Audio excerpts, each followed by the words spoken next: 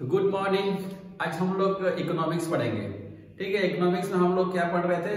Inflation. ठीक है, आज इन्फ्लेशन का इफेक्ट क्या क्या होता है मैं बताऊंगा। ठीक है, तो पहला होता है इन्फ्लेशन का effect on creditors and debtors. ठीक है, जो क्रेडिटर मतलब जो पैसा देते हैं, उधारी देते हैं, और डेब्टर मतलब जो उधारी लेते हैं, उनके ऊपर क्या असर पड़ता है इन्फ्लेशन का, महंगाई का।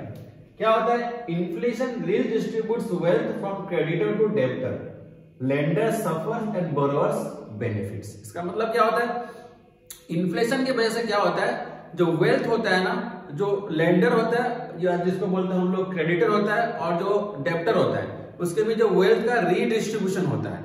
और क्या होता है, आपका जो लेंडर होता है वो हमेशा सफर करता है, और जो बोरोवर होता है वो हमेशा प्रॉफिट होता है उसको। कैसे होता है? छोटा सा एग्जांपल में बता रहा हूं। ठीक है, ये देखो, ये मान लो ए है, ये है बी। ठीक है, ये ए है, ये बी है, ये है आपका लेंडर। ठीक है, ये लेंडर हो गया, ये बोरोवर, या जिसको बोलते हैं क्रेडिटर है, डेब्टर। ठीक है, ए है लेंडर, बी है बोरोवर। मान लो ए के पास है 1,00,000 रुपए। ठीक है, 1,00,000 रुपए है, और ये 1,00,000 रुपए क्या किया, ये इस बी को उधार दे दिया। ठीक है, ये ले लिया 1,00,000 रुपए।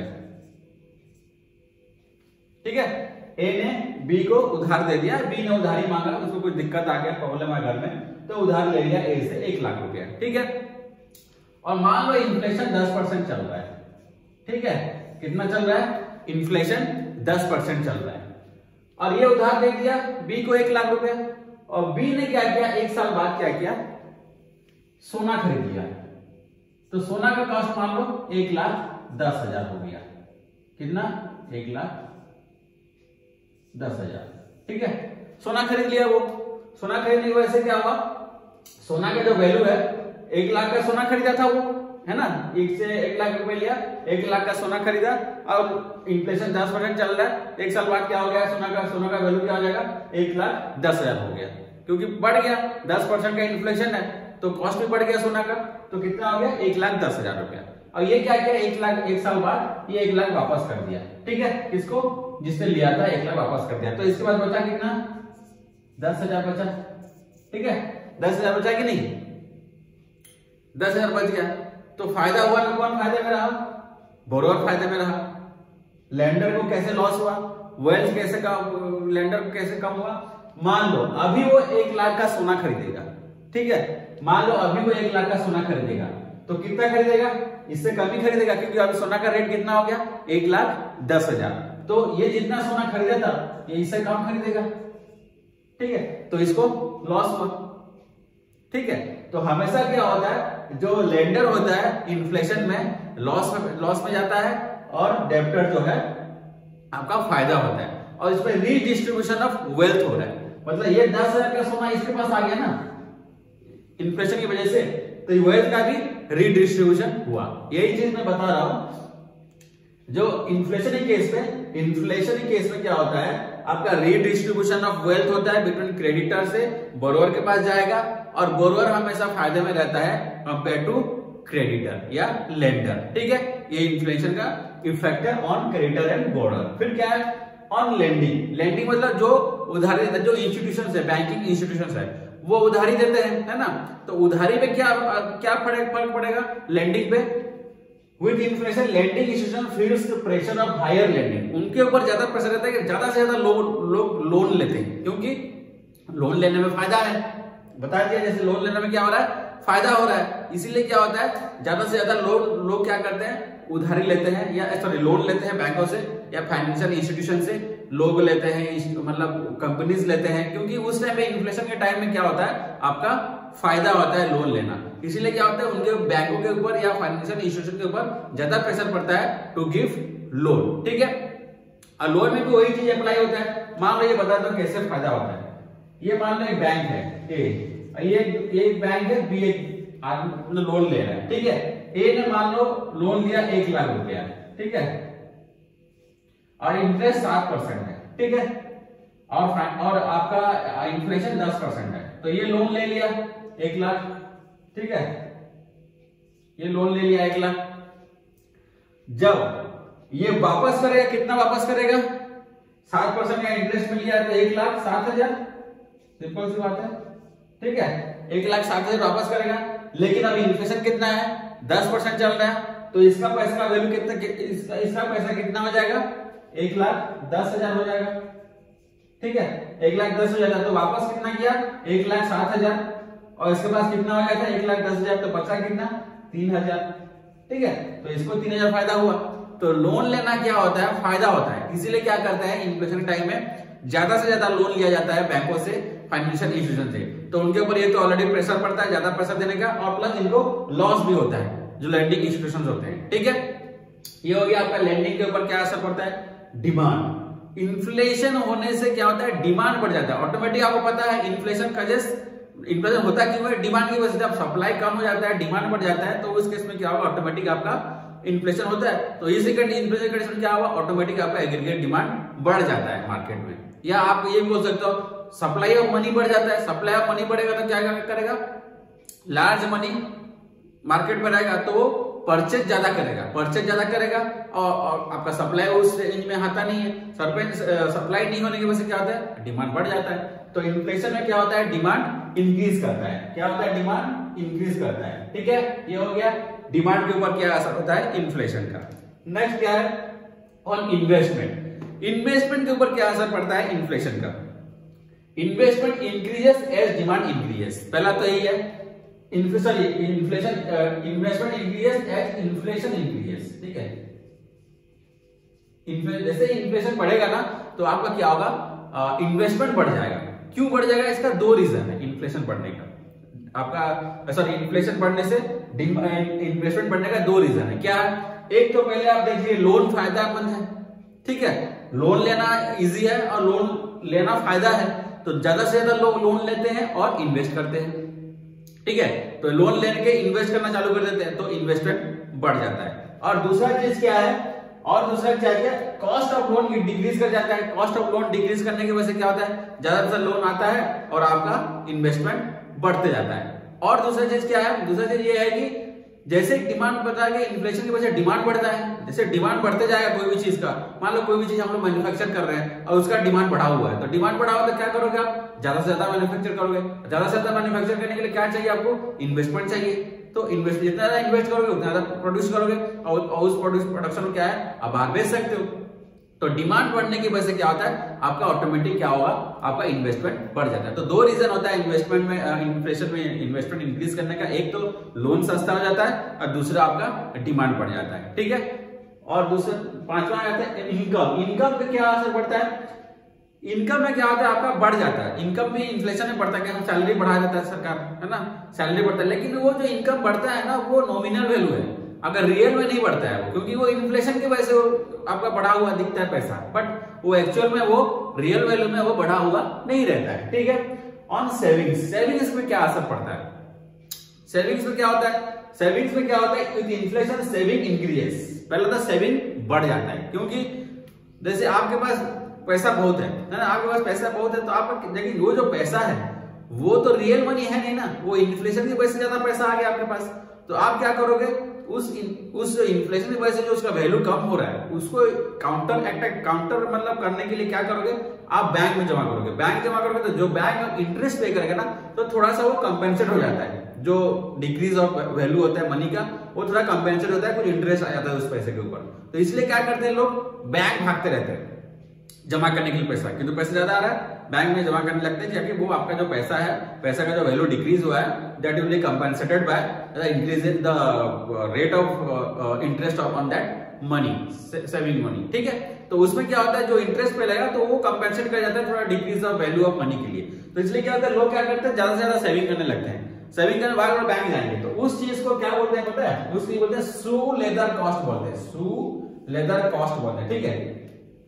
सेविंग, इसमें सेविंग रेट भी बढ़ जाता है, सेविंग रेट इंक्रीज कर जाता है इन्फ्लेशन में, और उस रेट को लेकिन हमेशा नहीं रहता है, लॉन्ग टर्म में ये सेविंग रेट्स डिक्रीज कर जाता है। ज्यादा दिन तक इन्फ्लेशन रहेगा ना, वो डिक्रीज भी कर जाता है। तो इन्फ्लेशन का सेविंग के ऊपर क्या होता है असर, सेविंग्स इंक्रीजेस ड्यूरिंग इन्फ्लेशन। ये सब इंपॉर्टेंट है एग्जाम पॉइंट ऑफ व्यू, ठीक है। एग्जाम में पूछेगा ड्यूरिंग इन्फ्लेशन सेविंग्स डिक्रीज करता है, इंक्रीज करता है, no change, none of the above. आपको क्या करना है, सेविंग इंक्रीज करता है ड्यूरिंग इन्फ्लेशन। ठीक है, ये हो गया सेविंग के ऊपर।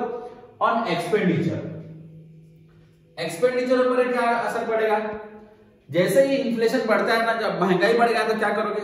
मान लो हम लोग बहुत ज्यादा महंगाई हो गया, एक नॉर्मल जो कॉमन मैन है बहुत ज्यादा महंगा है तो क्या करेगा? वो ऑटोमेटिक अपना एक्सपेंडिचर को कम कर देगा। क्योंकि मान लो कि हम लोग डोमिनोज खा रहे थे, है ना, रोज हम लोग डोमिनोज खाते हैं। अब डोमिनोज का मान लो एक पिज्जा का प्राइस हम लोग खाते 300 रुपए, अब मान लो वो 400 रुपए हो गया। अब डेली थोड़ी खाओगे, अब हफ्ते में एक दिन खाओगे, है ना। 500 रुपए का तो महीने में एक बार खाओगे। तो क्या किया आप एक्सपेंडिचर को कम कर दिए बिकॉज ऑफ इन्फ्लेशन। महंगाई की वजह से क्या किया आप अपना जो एक्सपेंडिचर था वो कम कर दिए। नॉर्मल कंजम्पशन एक्सपेंडिचर, है ना, कंजम्पशन एक्सपेंडिचर को तो आप कम कर दिए। तो इन्फ्लेशन में क्या होगा? महंगाई के दौर में क्या होता है? हम अपना जो कंजम्पशन एक्सपेंडिचर है, जो हम लोग यूज कर रहे हैं, हम लोग खा रहे हैं, पी रहे हैं, वो वाला कंजम्पशन एक्सपेंडिचर को हम लोग डिक्रीज कर देते हैं। ठीक है, लेकिन इन्वेस्टमेंट की वजह से जो एक्सपेंडिचर होता है वो हम लोग बढ़ा देते हैं। क्योंकि हम लोग इन्वेस्टमेंट कैसे करते हैं? By taking loan from the bank. Bank से अपन लोन लेते हैं, उसको इन्वेस्ट करते हैं। लेकिन इन्वेस्टमेंट एक्सपेंडिचर जो है वो बढ़ जाता है इन्फ्लेशन के टाइम में, क्योंकि लोन सस्ता हो जाता है। सिंपल सी बात है, लोन सस्ता होने की वजह से क्या होता है? हम लोग ज्यादा से ज्यादा इन्वेस्ट करते हैं, तो अपना इन्वेस्टमेंट एक्सपेंडिचर इंक्रीज करता है, बट कंजम्पशन एक्सपेंडिचर डिक्रीज करता है। ठीक है, याद रखना, consumption expenditure decreases but the investment expenditure increases with the increase in inflation. ठीक है, when inflation increases the consumption expenditure decreases but the investment expenditure increases. Clear हो गया? अब नेक्स्ट ऑन टैक्स। सिंपल सी बात है, इन्फ्लेशन हो गया तो क्या होगा? टैक्स बढ़ जाता है। कैसे? मान लो कि इन्फ्लेशन हुआ, इन्फ्लेशन की वजह से क्या होता है? जैसे ही महंगाई बढ़ेगा तो हम लोग का सैलरी भी बढ़ता है ना, सैलरी बढ़ता है। सैलरी बढ़ने की वजह से क्या होगा? हम मान लो 20% के स्लैब में है, हमारा ग्रॉस इनकम 10 लाख है, हम लोग 20% के स्लैब में है। ठीक है, अब मान लो सैलरी बढ़ गया ना, 20% नहीं, हम लोग मतलब 10% में है ना, 10% में है हमारा सैलरी 9 लाख समथिंग है, और इन्फ्लेशन की वजह से सैलरी बढ़ गया, और सैलरी बढ़ के 10 लाख क्रॉस कर गया। 10 लाख क्रॉस कर गया तो क्या आप तो 20% स्लैब में आ जाओगे, तो उसमें क्या होता है? आप डायरेक्ट टैक्स बढ़ जाएगा, है ना। तो ये होता है। तो जैसे ही आप अपना टैक्स क्या होगा? डायरेक्ट टैक्स और इनडायरेक्ट टैक्स भी वही होता है, इनडायरेक्ट टैक्स डायरेक्ट टैक्स दोनों आपका बढ़ जाता है इन केस ऑफ इन्फ्लेशन। ठीक है, क्या होगा टैक्स में? टैक्स पेयर्स क्या होगा? सफर करता है because of paying more taxes. ठीक है, ड्यूरिंग इन्फ्लेशन डायरेक्ट टैक्सेस और इनडायरेक्ट टैक्सेस इंक्रीज करता है ना, और जो टैक्स पेयर होता है वो सफर करता है। ठीक है, हो गया क्लियर टैक्स के ऊपर। On exchange rate, exchange rate मतलब क्या होता है? जैसे मान लो कोई फॉरेन करेंसी है, फॉरेन करेंसी के सामने अपना करेंसी का वैल्यू क्या है? जैसे मान लो $1 है, डॉलर अभी $1 का मान लो 70 रुपया है ना, $1 मान लो 70 रुपया चल रहा है। ठीक है, तो अब इन्फ्लेशन हो गया। इन्फ्लेशन में क्या होता है? पहला तो यही होता है कि इन्फ्लेशन में क्या होता है? जैसे आपका मनी का वैल्यू डिक्रीज कर जाता है, मनी का वैल्यू कम हो जाता है। मनी का वैल्यू कम होने से क्या होगा? डेप्रिशिएट, मनी का वैल्यू मतलब डेप्रिशिएट कर रहा है, आपका मनी डेप्रिशिएट कर रहा है कंपेयर टू क्या होगा? उसमें जो सामने जो फॉरेन करेंसी है उसके सामने आपका वैल्यू और घट जाएगा। तो अब क्या होगा? $1 अब क्या हो जाएगा? और बढ़ के 72 रुपया हो जाएगा, कल 75 रुपया हो जाएगा, कल 78 हो जाएगा, है ना। तो इन्फ्लेशन बढ़ने से क्या होता है? आपका जो मनी का वैल्यू क्या होता है? डिप्रिशिएट करता है in front of foreign currency. Foreign currency सामने आपका वैल्यू, मनी का वैल्यू डिक्रीज करता जाएगा। एक्सचेंज रेट में ये असर होता है। With increase in inflation currency depreciate on economy, है ना, घटते घटते जाएगा। ठीक है, ये हो गया हमारा एक्सचेंज रेट के ऊपर असर इन्फ्लेशन का। ठीक है, और नेक्स्ट आता है ऑन एक्सपोर्ट। एक्सपोर्ट पे क्या असर होता है? इन्फ्लेशन में वैसे क्या होता है? एक्सपोर्ट आपका बढ़ जाता है, वॉल्यूम ऑफ एक्सपोर्ट बढ़ेगा। कैसे? मान लो कि एक डॉलर एक आदमी एक्सपोर्ट कब करता है? कोई फॉरेन कंट्रीज का आदमी इंपोर्ट कर रहा होगा, है ना। मान लो यूएसए इंपोर्ट कर रहा है, तो हमसे इंपोर्ट कर रहा है तो हम क्या करेंगे? एक्सपोर्ट कर रहे हैं उसको। मान लो $1 70 रुपया था, है ना, और वो क्या कर रहा था? केला इंपोर्ट कर रहा था इंडिया से। और मान लो 1 दर्जन केला था, एक 70 रुपए में वो 2 दर्जन केला खरीदता था। ठीक है, एक्सपोर्ट 2 दर्जन केला खरीदता था। हम लोग क्या करते थे? वो $1 लेके आएगा, डॉलर कन्वर्ट करेगा मनी में, और वो अपना खरीद के ले जाएगा, तो हम लोग उसको बेचेंगे। ठीक है, मान लो 70 रुपए में अभी वो 2 दर्जन केला लेता था। अभी इन्फ्लेशन हो गया, इन्फ्लेशन में क्या होगा? आपका मनी का वैल्यू डिक्रीज कर जाएगा। मनी का वैल्यू डिक्रीज करेगा मतलब $1 में क्या होगा, मनी का वैल्यू डिप्रिशिएट करेगा। मान लो $1 हो गया 80 रुपया, ठीक है, $1 हो गया 80 रुपया। तो अभी वो $1 में पहले जितना खरीदा था 2 दर्जन केला, अभी तो वो 2 दर्जन केला खरीदेगा क्या, ज्यादा खरीदेगा ना, 10 रुपया एक्स्ट्रा आ गया उसके पास, 10 रुपया एक्स्ट्रा आ गया। तो 10 रुपए मतलब 3-4 केला होता है, तो 2 दर्जन प्लस समथिंग केला लेके जाएगा। तो हम क्या कर रहे हैं, ज्यादा एक्सपोर्ट। अब पहले हम लोग 2 दर्जन केला एक्सपोर्ट करते थे $1, अभी कितना 2 से ज्यादा कर रहे हैं, ठीक है। तो जैसे भी आपका मनी का वैल्यू डिक्रीज करता है या इन्फ्लेशन होता है तो आपका वॉल्यूम ऑफ एक्सपोर्ट बढ़ जाता है। जो सामान पहले हम लोग जितना सामान पहले हम लोग बेचते थे अब ज्यादा सामान बेचेंगे, तो ज्यादा सामान बेचेंगे तो क्या होगा, हम लोगों को एक्सपोर्ट का फायदा तो मिलेगा ही। वही चीज है, with inflation the volume of export increases and thus export income increases in an economy। Export बढ़ जाएगा, एक्सपोर्ट इनकम भी बढ़ जाएगा, ठीक है। जितना ज्यादा हम लोग एक्सपोर्ट करेंगे उतना ज्यादा हम लोगों को पैसा आएगा, ठीक है। तो volume of export increases and the export income also increases in economy during inflation, ठीक है। इंपोर्ट पे क्या असर पड़ेगा, इंपोर्ट पे क्या असर पड़ेगा, इन्फ्लेशन के टाइम में इंपोर्ट घट जाएगा। कैसे घटेगा, मान लो हम लोग क्या करते हैं, अब हम क्या करेंगे, इंपोर्ट करेंगे, हम लोग जाएंगे खरीदने के लिए कहां पर, मान लो यूएसए जा रहे हैं, है ना। अब यूएसए से हम लोग क्या करेंगे, अभी केला लेके आएंगे, है ना। यूएसए से हम लोग अभी केला खरीदेंगे, तो अभी हम लोग क्या डॉलर लेके जाएंगे, और डॉलर को क्या करेंगे, पहले मनी में, मनी को कन्वर्ट करेंगे डॉलर में और फिर हम लोग खरीदेंगे। अब मान लो अभी इन्फ्लेशन 70 रुपए केला उनके यहाँ भी चल रहे हैं, हम लोग डॉलर लेके $1 का 2 दर्जन मिल रहा है, तो हम लोग 70 रुपए में खरीदते थे, 70 रुपए में 2 दर्जन केला ले आते थे, क्योंकि 70 रुपया इज इक्वल टू $1 था। अभी डेप्रिशिएट कर गया मनी, तो अभी 72 रुपए देना पड़ेगा। अभी 72 मानो डेप्रिशिएट करके मनी का वैल्यू 72 हो गया एक कंपेयर टू $1।